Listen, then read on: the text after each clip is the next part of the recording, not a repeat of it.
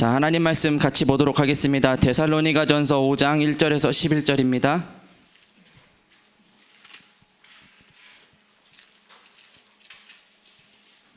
데살로니가전서 5장 1절에서 11절 조금 길지만 너무 중요한 구절들이거든요. 우리 같이 한 목소리로 읽도록 하겠습니다. 다 같이 함께 합독해서 읽도록 하겠습니다. 형제들아, 때와 시기에 관하여는 너희에게 쓸 것이 없음은 주의 날이 밤에 도적같이 이를 줄을 너희 자신이 자세히 알기 때문이라.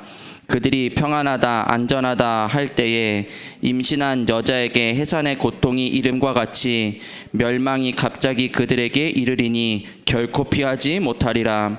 형제들아, 너희는 어둠에 있지 아니하매 그 날이 도둑같이 너희에게 임하지 못하리니 너희는 다 빛의 아들이요 낮의 아들이라. 우리가 밤이나 어둠에 속하지 아니하나니 그러므로 우리는 다른 이들과 같이 자지 말고 오직 깨어 정신을 차릴지라. 자는 자들은 밤에 자고 취하는 자들은 밤에 취하되 우리는 낮에 속하였으니 정신을 차리고 믿음과 사랑에 호심경을 붙이고 구원의 소망에 투구를 쓰자. 하나님이 우리를 세우심은 노하심에 이르게 하지 아니하시 오직 우리 주 예수 그리스도로 말미암아 구원을 받게 하심이라. 예수께서 우리를 위하여 죽으사 우리로 하여금 깨어있든지 자든지 자기와 함께 살게 하려 하셨느니라. 그러므로 피차 권면하고 서로 덕을 세우기를 너희가 하는 것 같이 하라. 아멘. 항상 말씀을 이렇게 예배를 드릴 때 우리가 본문을 읽고 예배를 시작을 합니다. 왜냐하면 이 말씀 속에 하나님이 오늘 주시고자 하는 답이 있기 때문이에요. 어떤 답을 말합니까? 여러분들이 하루를 살아가야 되는, 인생을 살아가야 되는 중요한 답, 절대적인 답을 하나님이 말씀 속에 딱 담아 두셨어요. 제가 개인적으로 이 말씀을 이렇게 준비하면서 어제 이 말씀을 읽으려고 하는데, 그러니까 말씀 이제 준비를 해야 되겠다라고 하는데, 사실 예상하지 못했던 일이 저한테 좀 이렇게 오게 됐어요. 제가 준비했던 거랑은 너무나도 다른 방향으로 이렇게 뭔가 문제가 흘러가는 그런 일들이 좀 있게 됐었는데, 제가 순간 제 마음속으로 뭐라고 생각을 했냐, 나는 지금 이 시간에 어떤 위로가 필요할까? 하나님께 내가 예상하지 못한 일이 벌어졌기 때문에 하나님께 내가 지금 기도를 하고 있는데 하나님이 나를 어떻게 위로해 주셨으면 좋겠나 라는 생각을 해봤어요.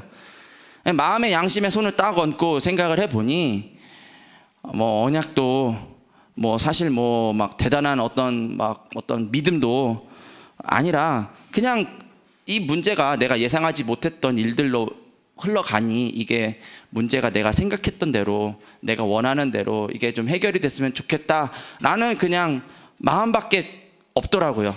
그래서 제가 그래도 목사잖아요. 말씀을 준비해야 되고, 그래서 다시 하나님 말씀 앞에 섰어요. 오늘 본문을 다시 읽었어요. 제가 그렇다면은 오늘의 말씀 속에서 하나님은 나를 어떻게 위로하고 계시나? 나는 그저 이게 해결이 되기를, 나는 그저 이게 뭔가 잘 되기를 나는 바라는데 오늘의 말씀 속에서 하나님은 나를 어떻게 위로하시나? 제가 조금 말씀을 좀 다시 보게 됐습니다. 그래서 여러분들도 오늘 이 시간에 같이 말씀을 볼 건데요, 다시 읽지는 않을 거예요. 근데 제가 읽을 때 여러분들도 한번 마음속으로 한번 생각을 해보시고요, 혹 저와 같은 생각을 하고 계신 분들이 계신다면은 이 말씀이 여러분들에게도 오늘 답이 되고 하나님의 위로가 되기를 바랍니다.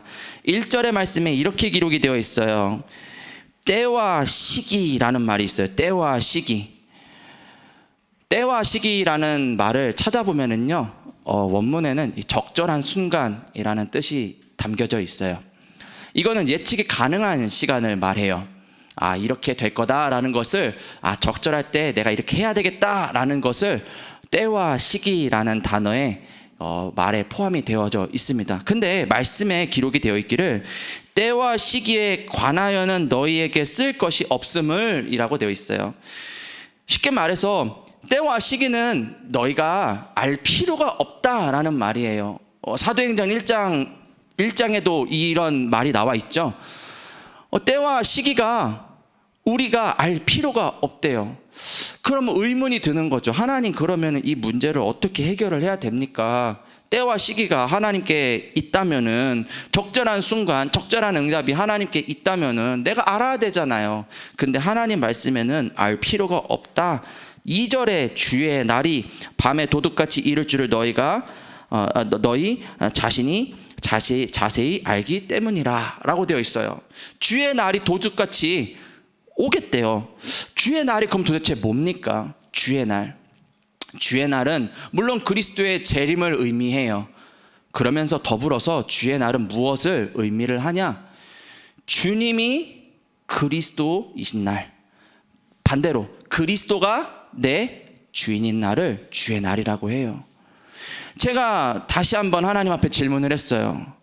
그럼 지금 이 순간, 지금 오늘도 그리스도가 나의 주인의 날이 맞습니까? 부인할 수는 없더라고요.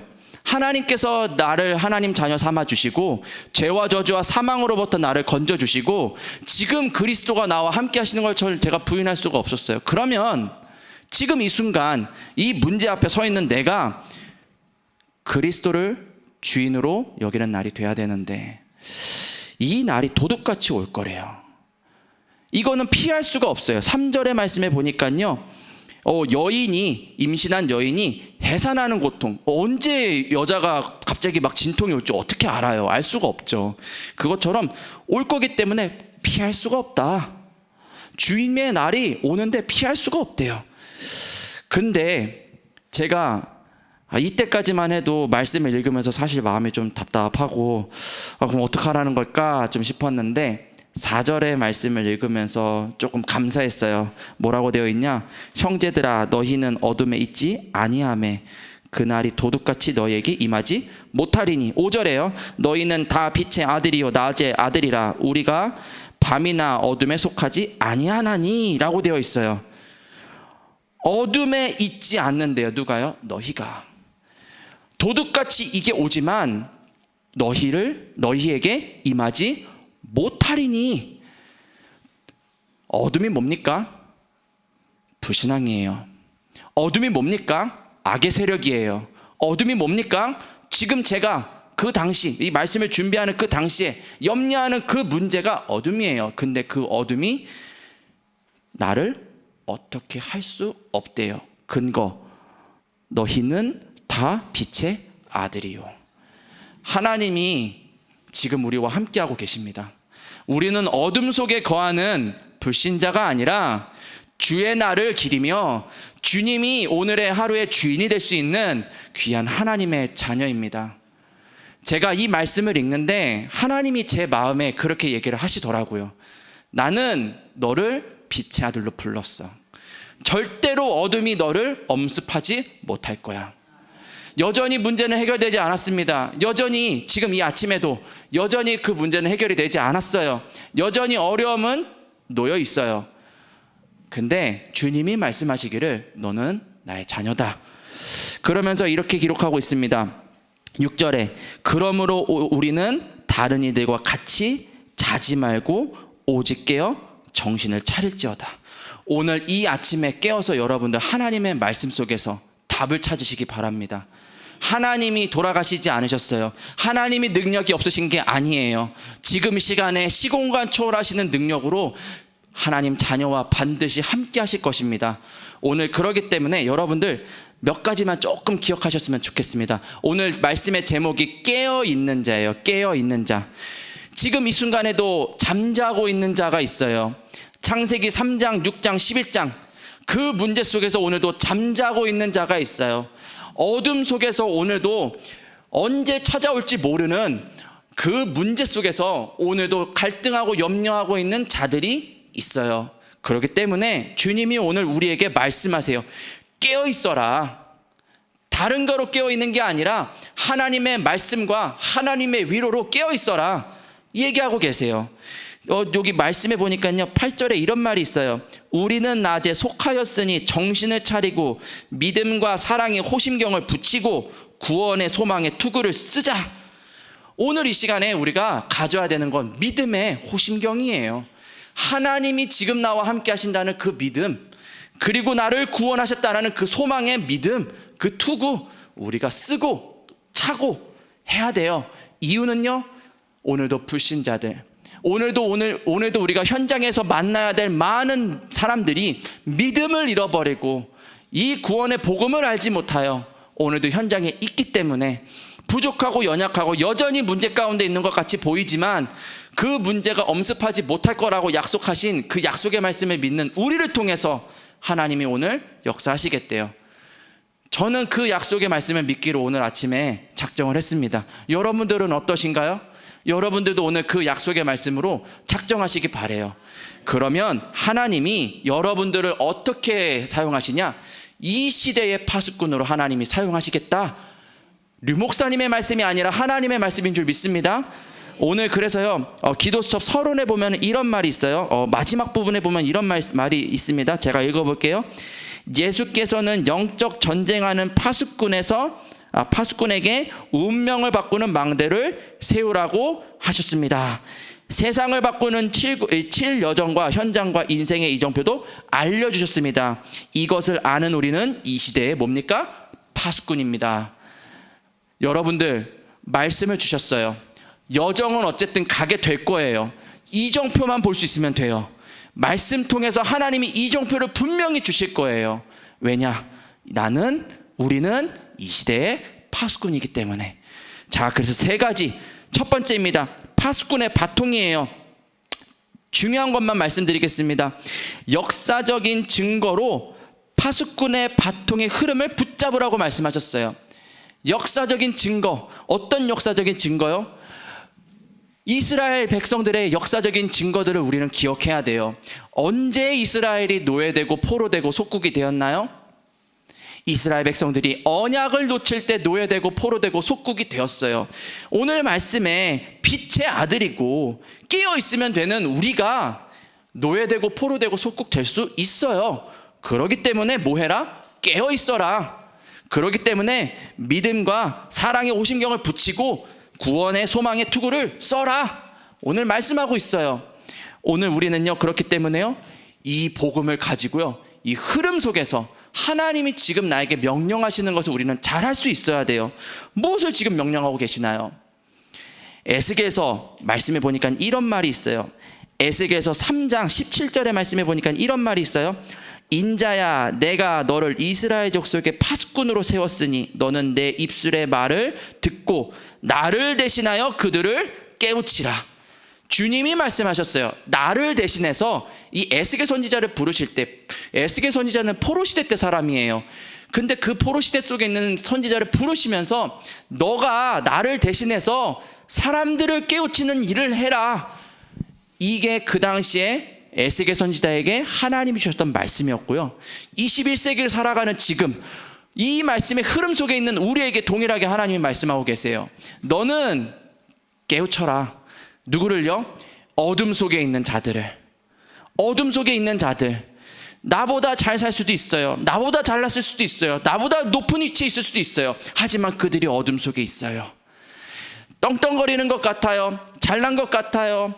행복한 것 같아요. 근데 그들이 포장하고 있어요. 어둠 속에 있어요. 슬픔 속에 있어요. 두려움 속에 있어요. 불안함 속에 있어요. 근데 어디에다 얘기할 데가 없어요.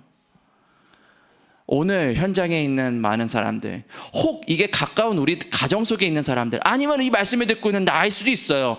오늘 그렇다면 여러분들 스스로에게, 또 가족들에게, 또 만나는 만남에게 분명하게 얘기하셔야 돼요. 뭐라고요?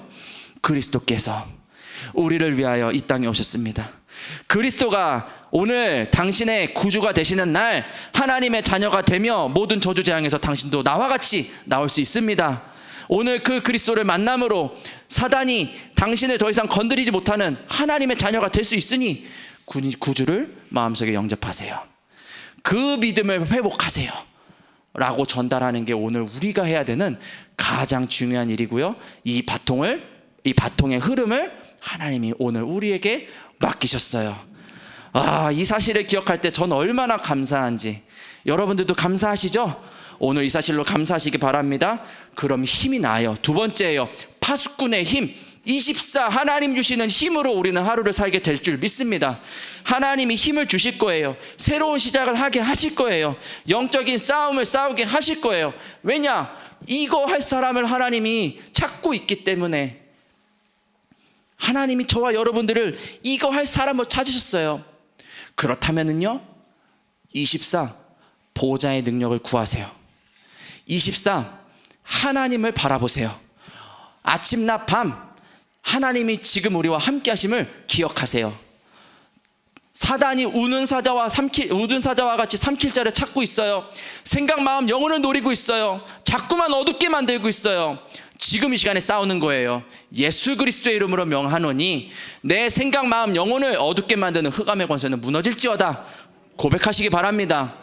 가정 가문을 붙잡고 교회를 붙잡고 현장을 붙잡고 있는 모든 흑암의 권세가 그리스도 이름 앞에 무너질지어다. 안 되게 만드는 안 되게 만드는 그 사단의 권세가 보호자의 능력으로 말미암아 지금 이 시간에 떠나갈지어다. 여러분 막 고백하시는 거예요. 그때에 하나님이 여러분들과 반드시 함께 하실 것입니다. 마지막 세 번째입니다. 파수꾼의 사명. 기도수첩에 이렇게 기록되어 있어요. 자, 세 번째 보면은요, 파수꾼의 사명은 항상 깨어 있는 것입니다. 이게 부끄러운 말인데 잘 안 돼요. 항상 깨어 있어야 되는데 자꾸만 잠깐 깨어 있어요. 가끔 깨어 있어요. 우리 그러지 맙시다. 자, 오늘 어떻게 하라고요? 파수꾼의 사명이 뭐라고요? 항상 깨어 있는 것. 오늘 그럼 기도하셔야 돼요. 항상 깨어 있어야 돼요. 그러면서 이제 이 말씀 이제 다시 들어보시면 류 목사님이 본인이 전도사 시절에 어떻게 현장에서 뭐 중고등부를 맡을 때, 초등부를 맡을 때 어떻게 했었는지 막 이렇게 얘기를 하시는데, 뭐 그 말인즉 항상 거기에 이렇게 관심이 있었고 그걸 두고 기도했고 항상 깨어 있었다라는 말씀이겠죠. 저는 동의했어요. 그래요, 맞아요. 류 목사님처럼 하나님 내가 항상 깨어 있기를 원합니다 라고 말씀을 들으면서 또 말씀을 묵상하면서 생각하게 되었고요. 기도수첩에 보면 이런 말이 있습니다. 중간쯤에 보면은 그들에게 복음과 기도를 가르치고 모든 사람이 복음을 듣게 해야 합니다. 물론 류 목사님이 이제 렘넌트들에게 그렇게 복음을 전하던 이제 그런 현장의 포럼을 하셨던 그런 내용에서 이제 나온 말이기도 한데, 동일하게 지금 우리의 모든 현장에 복음과 기도를 가르쳐야 돼요. 우리가 만나는 그 사람에게 복음을 가르쳐야 되고요. 우리와 관계된 그 자들이 기도할 수 있어야 돼요. 그러면요, 하나님께서는요, 준비하게 하실 거예요. 류 목사님의 구호가 아닙니다. 세 가지 뜰은. 금토일 시대는 그냥 류 목사님이 혼자 원하는 게 아닙니다. 하나님이 우리에게 이 시대에 맡기신 마지막 명령이에요. 우리는 그 일을 잘 할 수 있어야 돼요. 도대체 부족하고 연약한 내가 어떻게 잘할 수 있겠습니까? 도대체 나는 지금이라는 시간표 속에서 이 일을 어떻게 잘할 수 있겠습니까? 오늘 하나님 앞에 질문하시기 바랍니다. 그러면요, 하나님이 분명히 제가 말씀을 묵상할 때에 너는 어둠에 속하지 않고 빛의 아들이라고 말씀하셨던 것처럼 여러분들에게 오늘이라는 시간표 속에서 여러분들의 현장에 맞게 하나님이 이정표를 주실 거예요. 오늘 그것 따라 걸어가는 행복한 언약의 여정이 되기를 바랍니다. 제가 기도하고 기도회를 시작하도록 하겠습니다. 살아계신 하나님, 깨어있을 수 있는 은혜를 주심에 감사합니다. 오늘 이 아침이 믿음을 회복하는 시간, 구원의 소망을 갖는 시간이 되게 하여 주시옵소서. 주님, 이유가 있습니다. 우리가 오늘 가야 되는 현장에는 많은 만남들이, 또 많은 문제들이 하나님 없이 오늘도 방황하고 있기 때문입니다. 오늘 그들에게 가서 복음을 전하라고, 항상 깨어 있으라고 주님이 명령하셨사오니 그 일을 잘할 수 있도록 하나님 우리와 성령으로 함께하여 주시옵소서. 살아계신 주 예수 그리스도 이름으로 기도합니다. 아멘.